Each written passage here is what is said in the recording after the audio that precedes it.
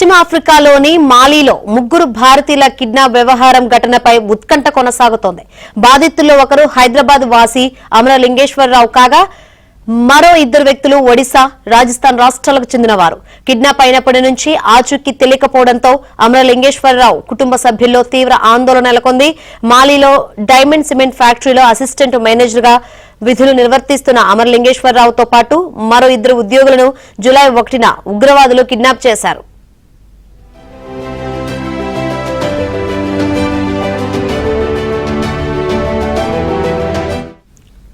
ఏపీలోని జమ్మలమడక గ్రామానికి చెందిన అమరలింగేశ్వరరావు కుటుంబం హైదరాబాద్ లోని ఎల్బీ నగర్ లో నివసిస్తోంది. కొండాపూర్లోని ఓ కంపెనీ తరపున అమరలింగేశ్వరరావు మాలీకి వెళ్లారు.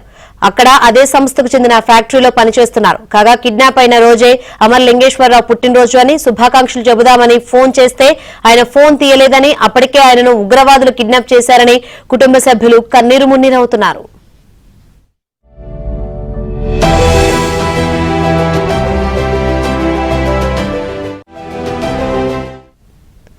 ఉగ్రవాదులు అపహరించిన వారిలో ఒడిశాకు చెందిన వెంకటరమణ ఉన్నారు. ఆయన 6 నెలల కిందట ముంబైకి చెందిన బ్లూ స్టార్ అనే కంపెనీ ద్వారా మాలి వెళ్లి సిమెంట్ ఫ్యాక్టరీలో సూపర్వైజర్ గా పనిచేస్తున్నారు. తమ కుమారుడు ఆచూకీ కోసం వెంకటరమణ తల్లిదండ్రులు ఆందోళన వ్యక్తం చేస్తున్నారు. బాధితుల్లో మరొకరు రాజస్థాన్ జైపూర్ కు చెందిన ప్రసాద్ అని తెలుస్తోంది.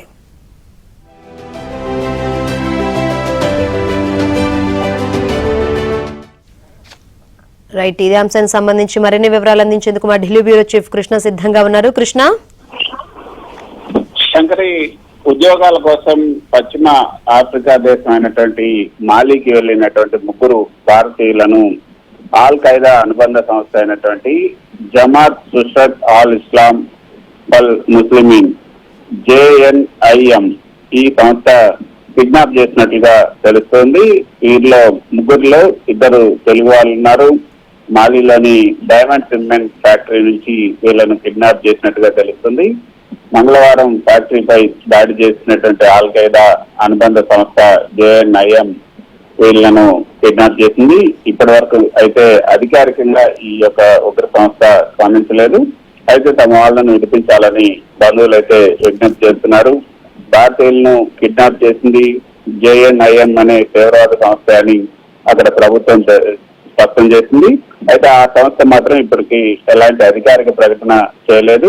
గతంలో ఈ సంస్థ మాలీలో అనేక దాడులకు పాల్పడింది.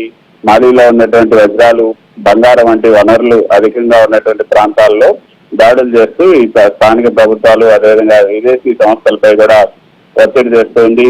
డబ్బులు ఇవ్వాలి అంటూ కూడా డిమాండ్ చేస్తూ ఉన్నటువంటి పరిస్థితి.